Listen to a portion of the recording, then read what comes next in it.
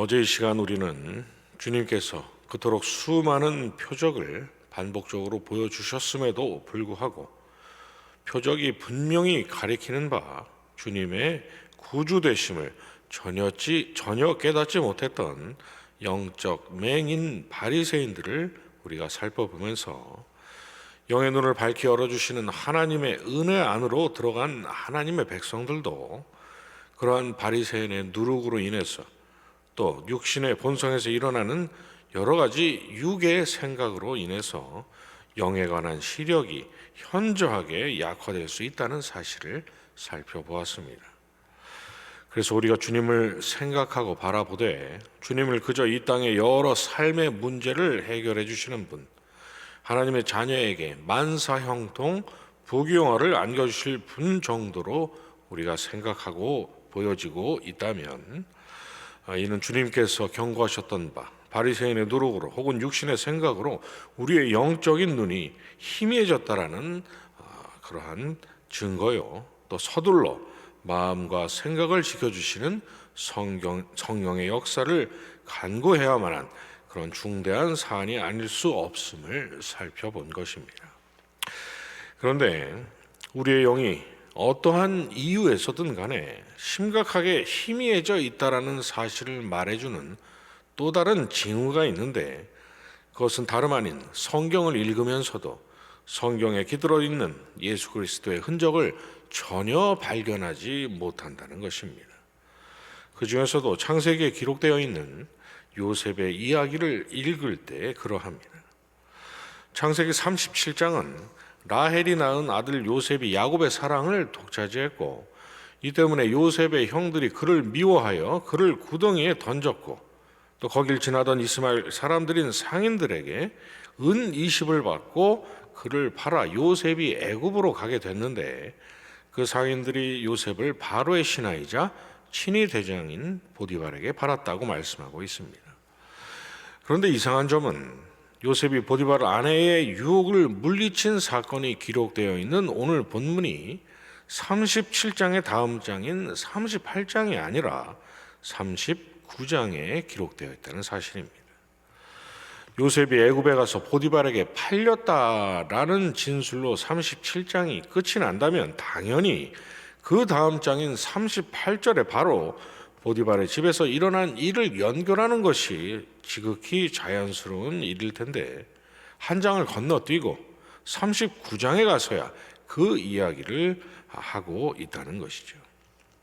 그런데 이보다 더욱 이상한 점은 37장과 39장 사이에 있는 창세기 38장이 사실상 요셉과는 전혀 상관이 없다고 볼 수 있는 야곱의 넷째 아들 유다에 관한 이야기를 다루고 있다는 점입니다. 그것도 유다가 며느리 다말과 동침하여 아들을 낳았다라는 비상식적인 이야기가 말입니다.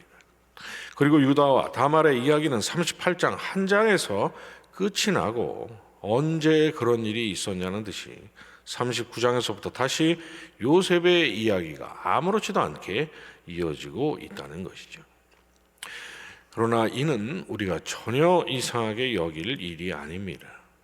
이를 이상하게 여긴다는 것은 우리가 요셉의 이야기를 잘못 읽고 있다는 것을 말해주는 것이죠. 왜 그렇습니까? 창세기에 기록된 요셉의 이야기는 표면적으로는 환난 가운데서도 하나님께 대한 신실함을 지켜서 당대 초강대국이었던 애굽의 총리가 된 한 소년의 인생 역전, 성공 드라마처럼 보여지지만, 하나님은 이러한 요셉의 이야기 전체를 통해서 아담 앞에서 예고하셨던 여자의 후손이자 아브라함에게 언약하신 천하 만민을 복되게 하실 아브라함의 씨요, 이삭 대신 죽임을 당한 하나님께서 마련하신 흠없는 수량으로 예표되신 예수 그리스도의 그림자를 그려내고 계시기 때문입니다. 창세기 37장 3절 이하는 야곱이 요셉을 사랑함으로 형들이 요셉을 미워했다라고 말씀하고 있는데, 이는 마태복음 3장에서 주님이 세례를 받으셨을 때 이는 내 사랑하는 아들이요 내 기뻐하는 자라 하신 하나님의 음성을, 그리고 당대 바리새인을 비롯한 유대인들이 자신들과 한 혈통에서 나신 주님을 미워하고 배척했다는 사실, 그리고 이에 대해 선지자가 자기 고향과 자기 집 외에서는 존경을 받지 않음이 없느니라 하신 우리 주님의 말씀을 생각나게 합니다.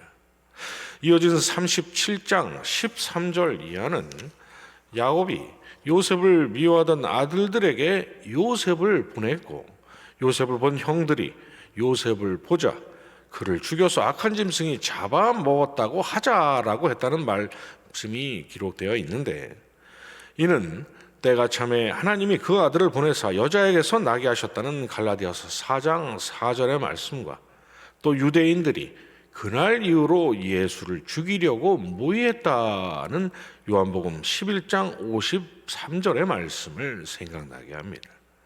그리고 요셉의 형들이 요셉의 채색 옷을 벗기고 그를 잡아 구덩이에 던져 넣었다는 진술은 로마의 군인들이 주님을 십자가에 못 박고 주님의 옷을 취하여 나눠 가졌다는 요한복음 19장 22절의 말씀을 우리에게 생각나게 하고, 또 요셉을 이스마엘 사람들에게 팔자 상인들이 요셉을 애굽으로 데려갔다라는 성경의 말씀은 마리아와 정혼한 요셉이 헤롯을 피해 아기 예수님을 데리고 애굽으로 갔다는 마태복음 2장 14절 이하의 말씀을 생각나게 합니다. 그리고 요셉의 형들이 요셉을 은 20에 팔았다는 말씀은 가룟 유다의 손에 은 30에 팔리셨던 우리 주님을 생각나게 합니다. 오늘 읽은 본문인 창세기 39장 1절 이하에서 하나님께서 그러한 요셉과 함께 하셨다는 진술, 그리고 주인이 아무것도 내게 금하지 아니하였어도 금한 것은 당신뿐이라고 하면서 요셉이 보디발 안에 계속되는 유혹을 물리셨다는 말씀 역시 마찬가지입니다. 왜냐하면 우리 주님께서도 비둘기같이 임하신 하나님의 성령과 늘 함께 하셨고, 광야에서 마귀의 시험을 이기심으로 태초에 하나님께서 아무것도 금하신 것이 없으되 단 하나 금하셨던 선악과를 따먹었던 첫사람 아담의 패배를 승리로 바꾸신 두 번째 아담이 바로 우리 주님이시기 때문입니다. 보디발의 아내 모함으로 아무 죄가 없음에도 옥에 갇혔던 요셉처럼 우리 주님께서도 유대인들에게 모함을 받아서 아무런 죄가 없으셨음에도 가장 흉악한 죄인처럼 죽어가셨습니다. 또 옥에 갇힌 요셉이 술 맡은 관원과 떡 맡은 관원과 함께 한 곳에 갇혀 있었던 것처럼 주님은 십자가 그 골고다 언덕에서 두 강도와 함께 달리셨고, 요셉과 함께 있던 두 사람 중에 한 사람은 복권이 되어 목숨을 건지고 나머지 한 사람은 매달려 죽임을 당했던 것처럼 주님 옆에 한 강도만이 주님으로부터 오늘 내가 나와 함께 낙원에 있으리라는 감격스러운 말씀을 들었습니다. 얼마 후 바로의 꿈을 해몽하고 바로로부터 너는 내 집을 다스리라, 내 백성이 다 내 명령에 복종하리니 내가 너보다 높은 것은 내 왕자뿐이니라는 말을 들었던 요셉처럼 빌립보서 2장 6절 이하는 주님께서 자기를 비워 죽기까지 복종하신 주님을 하나님께서 지극히 높여 모든 이름 위에 뛰어난 이름을 주셨다고 말씀하고 있습니다. 그렇다면 형들의 손에 구덩이에 빠져서 야곱에게는 죽은 아들이었던 요셉이 죽지 않고 살아서 기근 중에 있는 이방 나라들과 야곱의 온 가족을 사망에서 생명으로 옮겨놓은 구원자가 되었다는 것은 성경을 읽는 저와 여러분에게 무엇을 말해주는 것이겠습니까? 그 생명의 양식은 전부 바로의 소유였지만 사람들에게 바로가 자신을 찾아온 그 사람들에게 요셉에게 가서 그가 너희에게 이르는 대로 하라라고 했던 것은 우리에게 누구를 생각나게 하는 것이겠습니까? 그래서 사도행전 7장에서 스데반이 여러분 부형들이여 들으소서라고 한 뒤에 유대인이라면 모를 리가 없는 아브라함과 이삭과 야곱의 이야기, 그리고 모세와 솔로몬이 성전을 지었던 이야기를 하면서 요셉의 이야기를 빼놓지 않았던 것입니다. 바리새인들을 비롯한 유대인들에게는 그저 성경에 기록된 요셉의 이야기는 신실한 소년의 인생 역전 드라마에 불과했지만, 스데반에게 요셉의 이야기는 처음부터 끝까지 죽으시고 부활하심으로 모든 믿는 자들의 구원의 길 되신 예수 그리스도의 이야기였기 때문입니다. 성경의 전문가들이라 자부하는 그들조차도 발견하지 못했던 예수 그리스도의 그 선명한 그림자를 스데반은 그 요셉의 이야기 속에서 발견했던 것이죠. 바로 그러한 이유 때문에 요셉의 이야기 바로 그 정중한 한가운데 유다가 다말을 통해서 아들을 낳았는데 그 이름을 베레스라 불렀다는 38장의 말씀이 삽입되어 있는 것입니다. 왜 그렇습니까? 유다가 낳은 베레스가 헤스론을 낳고 헤스론은 람을, 람은 아비나답을, 아비나답은 나손을, 나손은 살몬을, 살몬은 보아스를, 보아스는 오벳을, 오벳은 이새를, 이새는 다윗을 낳았기 때문입니다. 그리고 그 다윗의 줄기에서 여자의 후손으로 오신 두 번째 아담 예수 그리스도께서 나셨기 때문인 것이죠.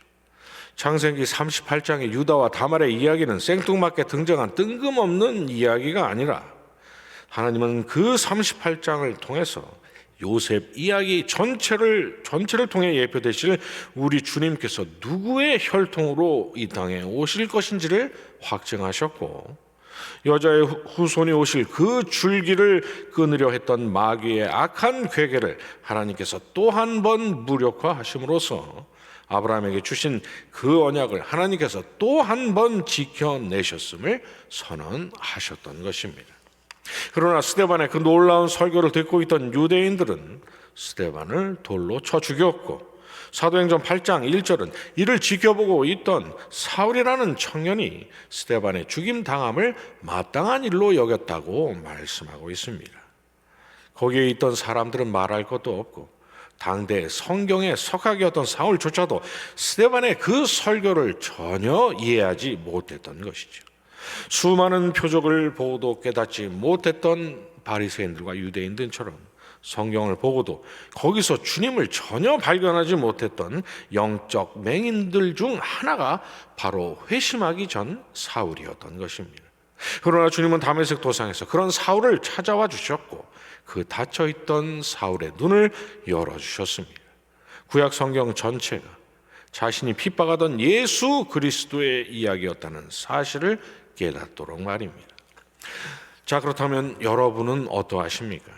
요셉의 이야기는 물론이요, 구약에 등장하는 인물들의 이야기, 사사들의 이야기, 왕과 나라의 이야기, 선지자들의 그 이야기를 읽을 때마다 거기서 하나님께로 나아갈 오직 유일한 소망이신 예수 그리스도의 그림자를 발견하십니까? 누가복음 24장 27절 이하는 엠마오로 가는 제자들에게 부활하신 주님께서 나타나셔서 모세와 모든 선지자의 글로 시작하여 모든 성경에 쓴 바 자기에 관한 것을 자세히 설명하시자 그들이 서로 말하되 길에서 우리에게 말씀하시고 우리에게 성경을 풀어주실 때에 우리 속에서 마음이 뜨겁지 아니하더냐라고 했다고 말씀하고 있는데, 여러분들도 성경 곧 구약 성경을 읽을 때 우리 주님 때문에 마음이 뜨거우십니까? 그래서 읽으면 읽을수록 소망 없는 나를 구원하시기 위해서 피 흘려 죽으셨던 주님의 은혜가 생각나시고 우리를 살리시려고 그 귀하신 분을 아낌없이 내어주신 하나님의 무한 극진하신 사랑에 감격하곤 하십니까? 만약 그렇지 않다면 여러분은 대체 구약 성경을 통해서 무엇을 얻고 계시는 것입니까? 우리 주님이 아니라면 무엇이 성경을 읽으시는 여러분의 마음을 뜨겁게 하고 있냐는 말입니다. 엠마오로 가던 그 제자들이 느꼈던 그 마음의 뜨거움을 느끼시고 싶으시다면 바리새인의 누룩과 육신의 본성이 성경을 보는 우리의 눈이 흐려지지 않도록, 그래서 하나님께서 열어주신 눈으로 우리가 성경을 어디를 읽든 성경에 등장하는 누구에 관한 이야기를 바라보든 간에 읽을 때마다 거기서 예수 그리스도를 만나게 해달라고 간구하시기 바랍니다. 억만장자가 되게 해달라는 기도도 아니고 말씀 가운데서 우리가 주님을 만나기를 소망한다는데 하나님께서 그런 우리의 간구를 외면하시겠습니까? 하나님은 그러한 우리의 기도에 반드시 응답하시고 말씀 가운데서 성경을 읽을 때마다 영원한 소망 대신 하나님께 나아갈 오직 유일한 은혜의 통로이신 예수 그리스도께로 우리를 인도하실 것입니다. 그러한 하나님의 은혜 가운데서 말씀의 삶, 말씀 가운데서 주님을 만나고 뜨거운 마음으로 성경을 덮는 그런 여러분의 이 땅에서의 복된 매일의 하루하루가 되시기를 주님의 이름으로 축원합니다. 주님 가르쳐 주신 기도로 예배 마치고 계속 기도하도록 하겠습니다. 하늘에 계신 우리 아버지여, 이름이 거룩히 여김을 받으시오며 나라의 임하옵시며 뜻이 하늘에서 이룬 것 같이 땅에서도 이루어지이다. 오늘날 우리에게 일용할 양식을 주옵시고 우리가 우리에게 죄 지은 자를 사하여 준 것 같이 우리 죄를 사하여 주옵시고 우리를 시험에 들게 하지 마옵시고 다만 악에서 구하옵소서. 대개 나라와 권세와 영광이 아버지께 영원히 있사옵나이다. 아멘.